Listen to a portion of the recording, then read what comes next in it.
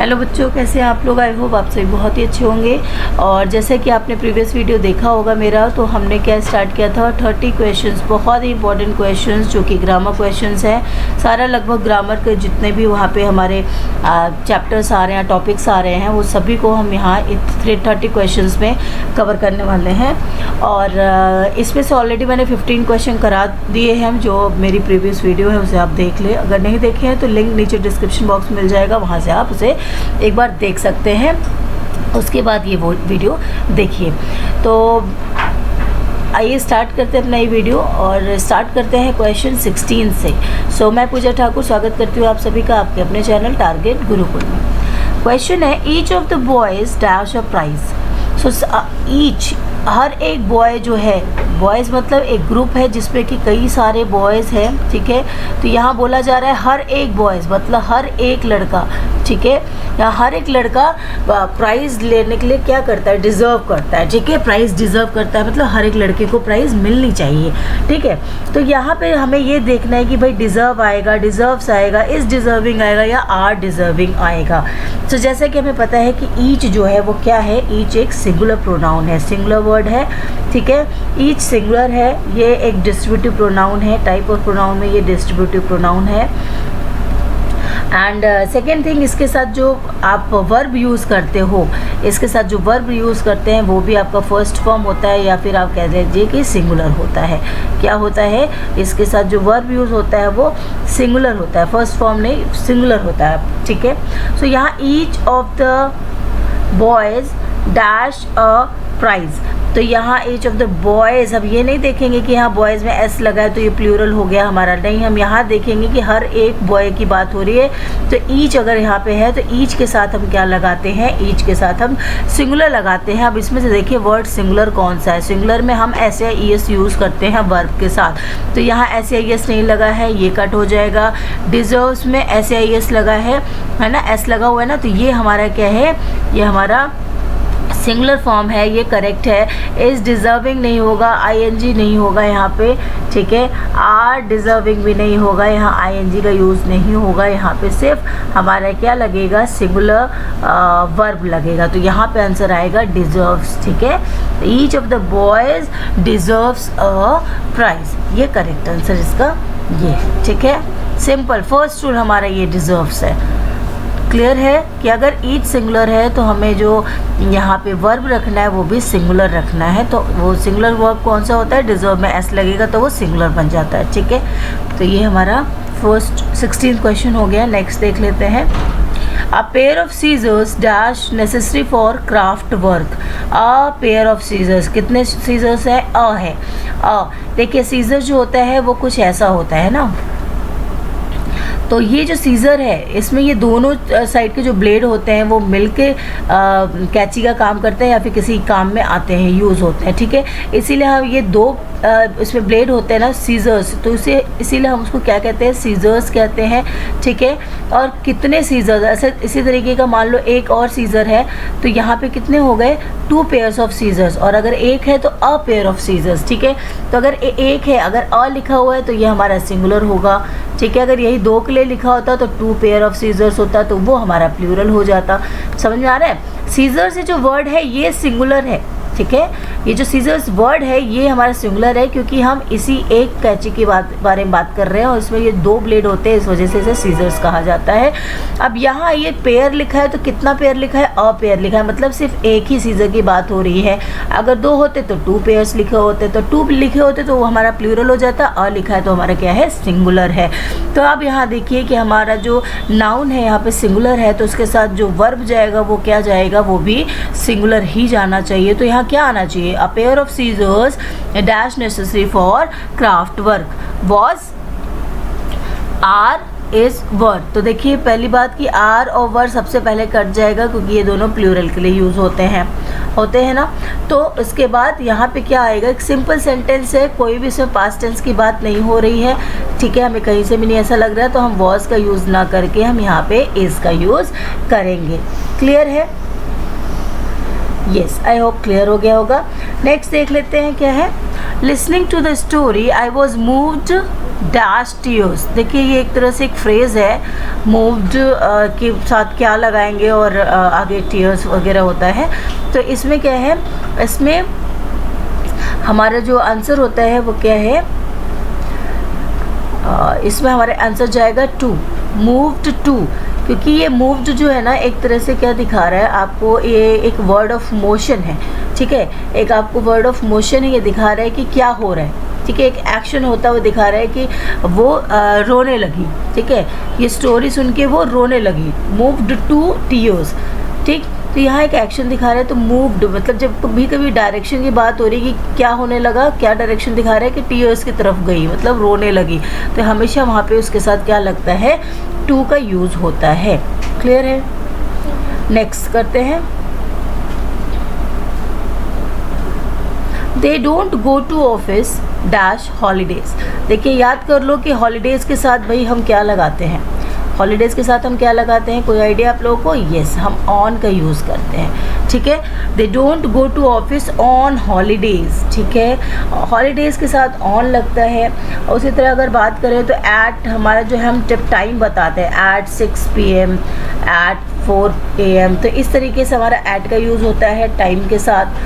और ऑन मैंने बता दिया, हॉलीडेज़ वगैरह हो गए। और आपका क्या है, फॉर तो पता ही है, के लिए, ठीक है, किसी चीज़ के लिए जब हमें कुछ बताना है, फॉर यू, फॉर दिस, ठीक है। या फॉर एक और होता है, सिंस और फॉर का यूज़ जो होता है, मैंने आपको बताया है कि अगर कोई पर्टिकुलर टाइम नहीं होता है तब हम लिख सकते हैं फॉर का यूज़ करते हैं, लाइक फॉर 2 days। क्या लिख सकते हैं हम, लाइक फॉर 2 days। यही अगर हमारा सिंस लिखा होता है तो सिंस के साथ हम 2 days नहीं, हम सिंस के साथ पर्टिकुलर डेट लिखते हैं या पर्टिकुलर ईयर लिखते हैं, लाइक सिंस 1920, ठीक है। और इन जो है, इन का यूज़ आपको आइडिया होगा कि इस चीज़ के अंदर कोई चीज़ होती है तो उसके लिए हम इन का यूज़ करते हैं, ठीक है, यहाँ नहीं, अंदर। क्लियर? तो ये चीज़ें हमें ध्यान रखनी है कि ऑन का यूज़ हम किस चीज़ के लिए करते हैं, हम हॉलीडेज़ के लिए यूज़ करते हैं, या किसी चीज़ का पोजीशन बताने के लिए भी करते हैं, या कोई सामान किसी चीज़ के ऊपर रखा है तो वो चीज़ अलग है। हॉलीडेज़ और डेज़ वगैरह के लिए भी हम इसको यूज़ करते हैं, ठीक है। आगे देखते हैं, तो हमारा इसका करेक्ट आंसर क्या था, इसका करेक्ट आंसर है A. Next, choose the correct answer. यहाँ पे हमें एक करेक्ट आंसर ढूंढना है। ये आपको, ये क्या है, एरर फाइंड आउट करना है। ए लिखा है मतलब ये जो पार्ट है, he has made a mistake, ये ए है। अगर मिस्टेक इसमें है तो आपको ए टिक लगाना है, इसमें है तो बी लगाना है, इसमें है तो सी लगाना है, नो एरर है तो डी लगाना है, ठीक है। आइए देखते हैं क्या है question. Question number 20, he has made a mistake, he has made a mistake of which I am certain और no error। यहाँ समझिए, he had made a mistake of which I am certain। अच्छा, तो इसमें यहाँ पे मुझे कोई भी एरर नहीं दिख रहा है क्योंकि he has made a mistake, has के साथ हमारा वर्ब का थर्ड फॉर्म है, ठीक है। which जो है मिस्टेक के लिए लगा है वो भी ठीक है, एंड आई एम सर्टेन, ठीक है, ये भी हमारा सही है। तो यहाँ पे हमारा नो एरर है, ठीक है। यहाँ हम टेंस देखेंगे और वर्ब और नाउन्स की पोजीशन देखेंगे, उसका रिलेशन देखेंगे, बस। उसके अलावा अभी हमें यहाँ पे ज़्यादा कुछ नहीं देखना। अगर ये सब सही है तो हमारा आंसर भी करेक्ट है, सिंगुलर प्लूरल का यूज़ भी यहाँ पे करेक्ट है ना। ही के साथ हैज़ लगा है, ठीक है। ओके, नेक्स्ट देख लेते हैं। सो हमारा आंसर यहाँ पे क्या हो जाता है, डी, क्योंकि यहाँ नो एरर है। नो एरर के लिए हमें डी मार्क करना है। नेक्स्ट क्वेश्चन है, ईच ऑफ गर्ल्स, क्या है लिखा हुआ है, each of girls have come with her books, no error. अभी मैंने आपको बताया कि अगर ईच लिखा है, ईच मतलब क्या है कि ये हमारा सिंगुलर होता है और सिंगुलर के साथ जो वर्ब जाएगा वो क्या जाएगा, वो भी सिंगुलर होना चाहिए। पता है ना कुछ ऐसा। Each of girls has come with her books, not have, ठीक है। हैव का यूज़ नहीं होगा, यहाँ हैज़ का यूज़ होगा। तो हमारा एरर किस उसमें है, पार्ट में है, बी पार्ट में। तो ये हमें बी हमारा इसका करेक्ट आंसर हो जाएगा, ठीक है। ध्यान रखना है, ये बहुत ही कॉमन मिस्टेक है, आता ज़रूर है। Next, few marks that she made were offensive to my few remarks that she made were offensive to my sister। अब देखिए, few remarks मतलब कुछ किसी लड़की ने कुछ रिमार्क मतलब कुछ बातें ऐसी कही जो कि मेरी सिस्टर्स के लिए अच्छी नहीं थी या उसे अच्छी नहीं लगी, ठीक है, गलत बातें कुछ की मेरी बहन के लिए। तो यहाँ फ्यू का यूज़ हमें देखना है। देखिए बाकी सेंटेंस में कहीं भी मिस्टेक नहीं है, ठीक है। फ्यू रिमार्क्स है, रिमार्क्स के लिए यहाँ वर लगा है, ठीक है। शी मेड, ये भी ठीक है। ऑफेंसिव सिस्टर, ठीक है। रिमार्क्स के लिए दैट लगा है, सब कुछ करेक्ट है। अब यहाँ फ्यू का यूज़ करेक्ट नहीं है क्योंकि फ्यू का मतलब होता है लगभग नन, ऑलमोस्ट नन, बिल्कुल कुछ भी नहीं। तो अगर कुछ भी कमेंट नहीं किया, कोई भी बात ऐसी नहीं कही तो ऑफेंसिव क्यों होगा सिस्टर के लिए, है ना। तो यहाँ पे जो फ्यू की जगह होगा वहाँ पे अ फ्यू अगर हम यूज़ करेंगे तो अ फ्यू क्या है, कुछ ऐसी बातें, मतलब कुछ ऐसी बातें थी जो यहाँ पे उसकी बहन के लिए ऑफेंसिव थी, गलत थी। तो अ फ्यू भी यहाँ यूज़ हो सकता था या फिर द फ्यू, मतलब जितनी भी बातें कही वो सारी, वैसे यही ज़्यादा सही रहेगा। द फ्यू रिमार्क्स, कि जितनी भी उसने बातें कही वो मेरी बहन के लिए ऑफेंसिव थी, ठीक है। उसने मेरी बहन के बारे में गलत बातें कही, या फिर आप ऐसे कह सकते हैं, ठीक है। तो यहाँ फ्यू नहीं द फ्यू होगा क्योंकि भाई कुछ बात कही तभी तो वो ऑफेंसिव थी, उसके बारे में कुछ बात हो रहा है ना, कुछ ऐसी बातें तो कही होंगी। तो यहाँ फ्यू ना होके द फ्यू होगा। तो यहाँ मिस्टेक हमारा किस पार्ट में है, ए पार्ट में है, ठीक है। तो यहाँ ए करेक्ट आंसर है हमारा। 23rd देखते हैं। I was surprised to see every student sitting quietly in the class even though the master was not present। अब यहाँ पे आप मिस्टेक सर्च करिए। I was surprised, was है, past tense है, every student sitting, ठीक है, quietly in the class even though the master was not present, सब कुछ past tense में है, इसमें कोई भी एरर नज़र नहीं आ रहा है। तो यहाँ पे हमारा आंसर हो जाएगा नो एरर, ठीक है।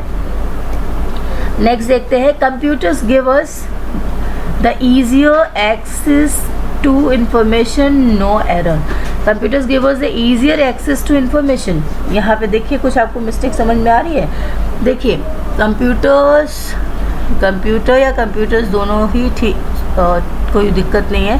कंप्यूटर्स जो है इसको हम क्या मानते हैं, हम सिंगुलर ही मानते हैं, ठीक है, सिंगुलर ही होता है। तो गिव लिखा हुआ है, ठीक है, कंप्यूटर्स गिव अस, ठीक है, कोई दिक्कत नहीं है इसमें, ठीक है। द ईजियर एक्सेस, देखिए भाई ईजियर जो है ये कंपैरेटिव डिग्री जो यहाँ पे लगाई गई है ईजियर, ये कंपैरिजन तो यहाँ पे कुछ है ही नहीं, तो किस चीज़ का मतलब ये बताया जा रहा है ना। Computers give us the easy access होना चाहिए, सिर्फ इसी चीज़ के बारे में बता रहा है, टू इन्फॉर्मेशन, सिर्फ इन्फॉर्मेशन के लिए बोल रहा है कि हमें ईजी एक्सेस देता है, ठीक है। तो ईजियर नहीं होगा यहाँ पे, हमारा ईजी हो, क्लियर है।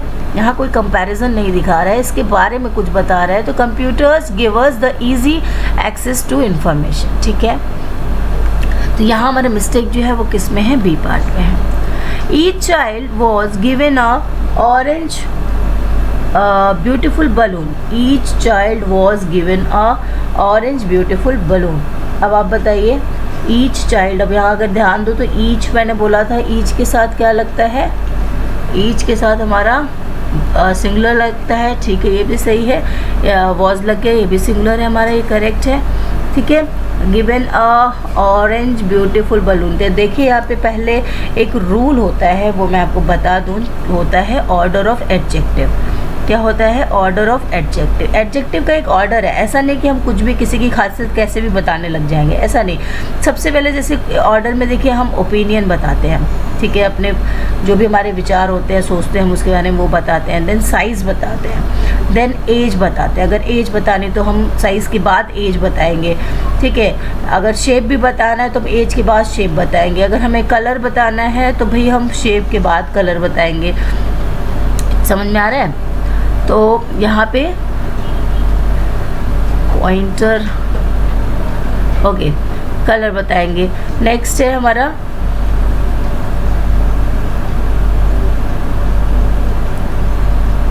कलर के बाद हमारे क्या आता है, ओरिजिन। ओरिजिन मतलब आप नेशनैलिटी कहाँ की है, आप जापानीज़ है, इंडियन है, ठीक है, वो हो गया। देन मटेरियल बताया जाता है, क्या है मटेरियल में, आप समझ रहे, जैसे गोल्ड है, सिल्वर है, वुडन है, all these are materials. Then purpose बताया जाता है, जो भी उसमें आपको पर्पस अगर कुछ होता है तो। अब यहाँ पे देखिए ये कलर हो गया, ये क्या हो गया, ये आपका ये किस चीज़ में आएगा ब्यूटीफुल? ओपिनियन में आएगा, मान लेते हैं, ठीक है। ऑरेंज ब्यूटीफुल, सॉरी क्या है ऑर्डर, ओके। तो यहाँ पे क्या है, वॉज गिवन यहाँ पे सी नहीं लिखा हुआ ना, यहाँ पे सी लिखिए। तो ऑरेंज पहले कलर बताया है, फिर ओपिनियन दिया है, फिर और भी अगर यहाँ पे कुछ होता 6 बलून्स होता है ना, 6 बलून्स होता, तो यहाँ पे हमें क्या है, तो ये इसमें भी देखो कि हमें ओपिनियन पहले बताना है और कलर बाद में बताना है। यही हमने देखा ना, यहाँ पे ओपिनियन पहले बताना है, कलर बाद में बताना है। कि वो ब्यूटीफुल है, ये हमारा ओपिनियन है, तो यहाँ होना चाहिए था was given a beautiful orange balloon. अगर 6 नहीं है, मान लो ऐड नहीं करते हैं हम, तो ऑरेंज ब्यूटीफुल ऑरेंज बलून है ना, या फिर 6 ब्यूटीफुल ऑरेंज बलून। नंबर होता है तो वो भी हमारा पहले आता है, ठीक है। यहाँ भी नंबर होगा तो हमारा पहले आएगा नंबर्स, क्लियर है। तो इस तरीके से हमारा ये ऑर्डर होता है, हमें इसे फॉलो करना पड़ता है, इसी ऑर्डर पे ही हमें सारे एडजेक्टिव्स को प्लेस करना है, ठीक है। सो इसी तरीके से यहाँ पे अगर हम देखें तो हमारी मिस्टेक्स किस में आती हैं, सी पार्ट में आती है, क्लियर है। अब ये बहुत ही अच्छा क्वेश्चन है, इस तरह टाइप के क्वेश्चन आपके आते ही आते हैं, ज़रूर आते हैं एग्जाम में। सो लास्ट तक देखना, बहुत अच्छे क्वेश्चन है, ठीक है। A sentence has been broken into 4 parts and jumbled up, these are labeled as PQRS and find put the proper order that will make a meaningful sentence। अब ये सारे आपको PQRS इस ऑर्डर में दिए हुए हैं, इसमें से ये किस तरीके से एक मीनिंगफुल सेंटेंस बनाएगा, बिकॉज ये जो दिए हुए हैं जम्बल्ड है, मतलब उल्टे पुल्टे दिए, आगे पीछे दिए हुए हैं, ठीक है। हमें आप इसमें एक मीनिंगफुल सेंटेंस बनाना है कि किस सेंटेंस के बाद कौन सा होगा इसमें, ये जो भी यहाँ पे वर्ड्स दिए हुए हैं, ठीक है। चलो देखते हैं। P, quality to your life, being in a hurry does not add, being more patient does। कुछ मीनिंग आ रही है, कुछ मीनिंग आ रही है। देखिए, quality to your life, being in a hurry does not add, being more patient does. यहाँ पे हमें मेरे हिसाब से देखिए मीनिंग जो आ रही है कि आपके लाइफ के लिए समय बहुत जल्दी में रहना या कुछ ऐड नहीं करता है, और पेशेंट रह के आप कुछ उसमें पेशेंट रहना चाहिए, इस तरह से कुछ मीनिंग है। तो हम बना सकते हैं कि भाई क्या सेंटेंस बना सकते हैं कि हमें being in a Hari being in a Hari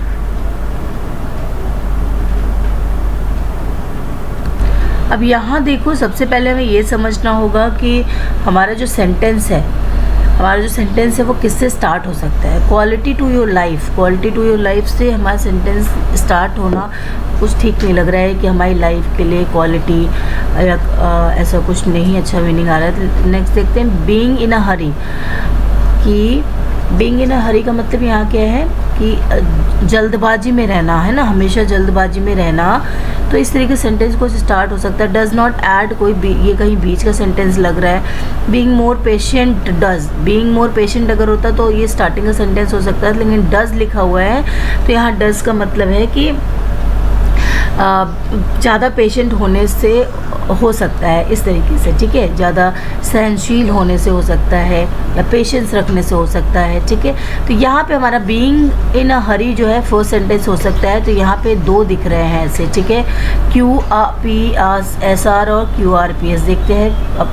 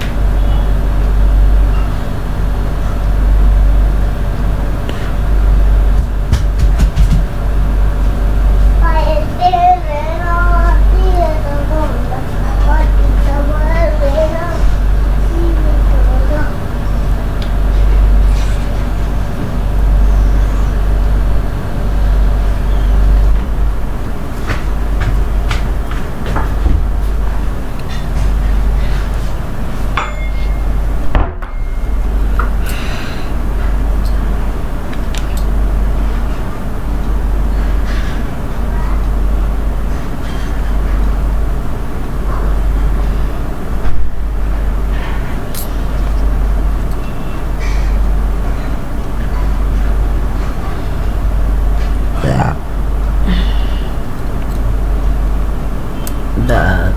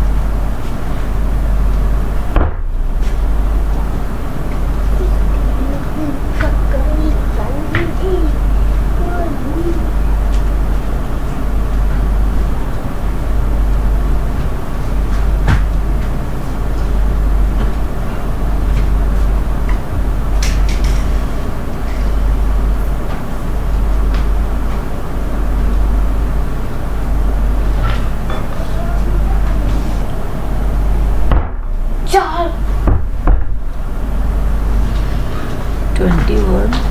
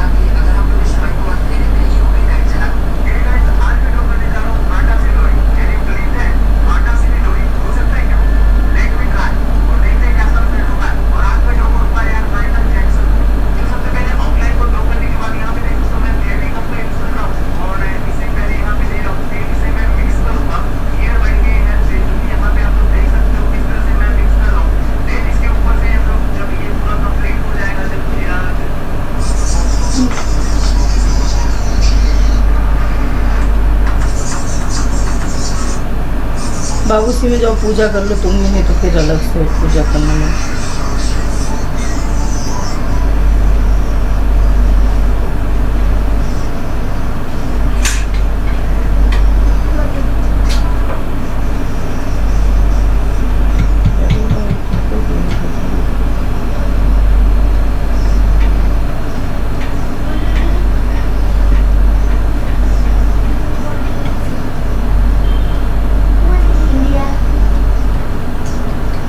India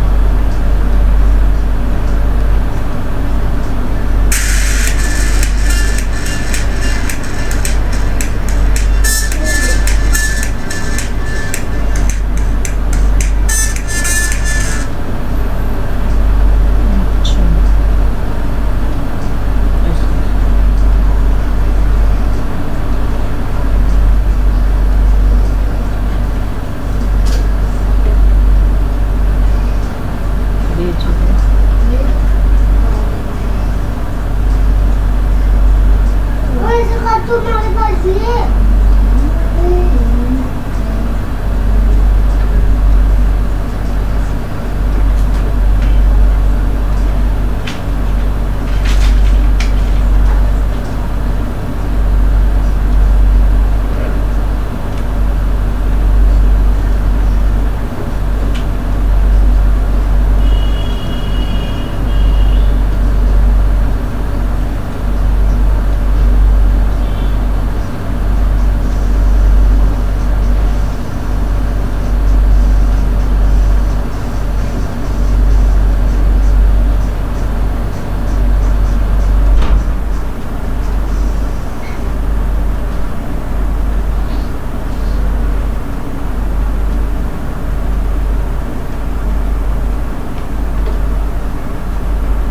How to solve jumbled sentences.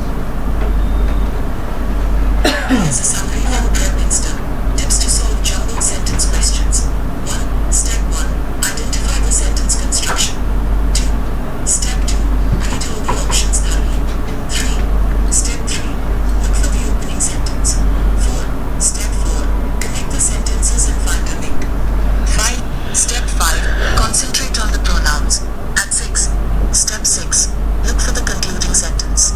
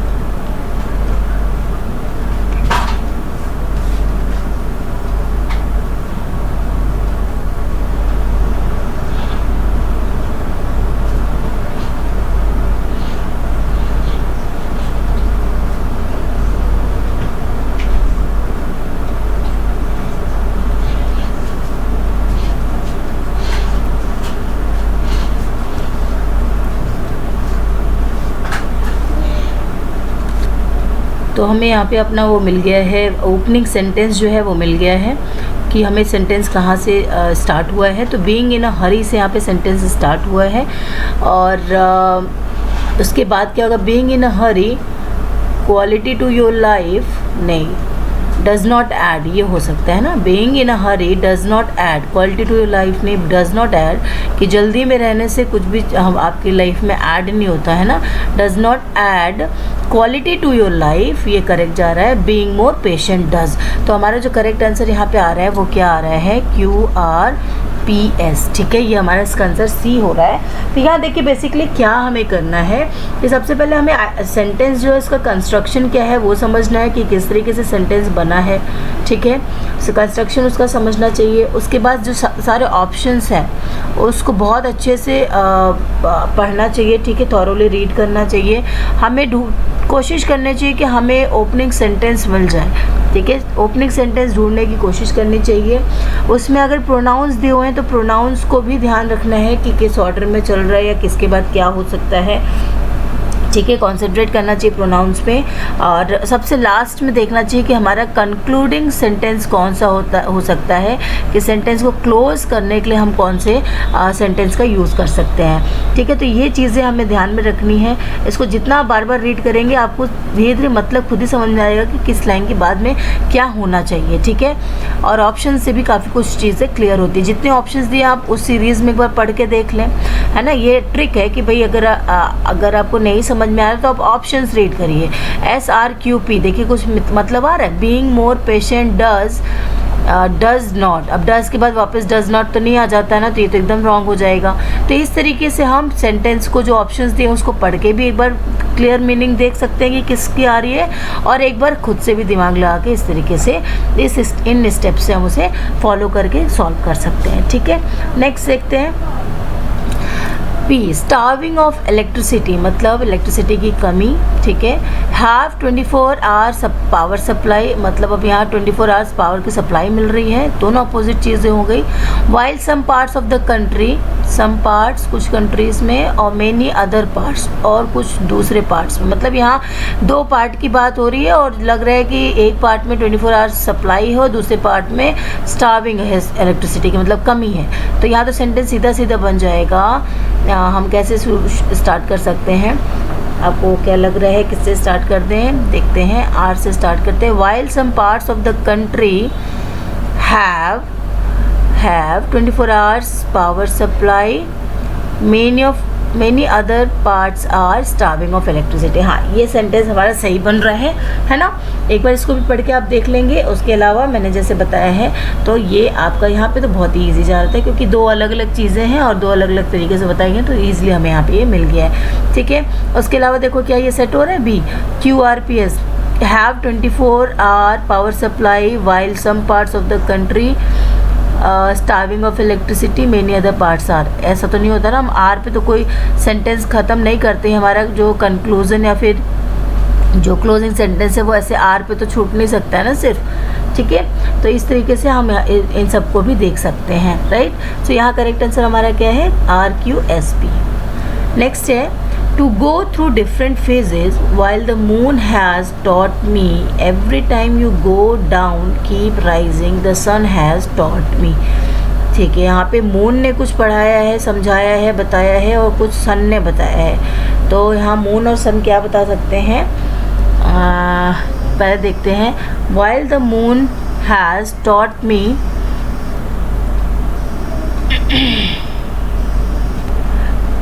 तो अगर हम आर स्टेटमेंट को देखें, जो आर हमारा स्टेटमेंट अगर इसमें देखें, तो यहाँ क्या लिखा हुआ है, राइजिंग, है ना।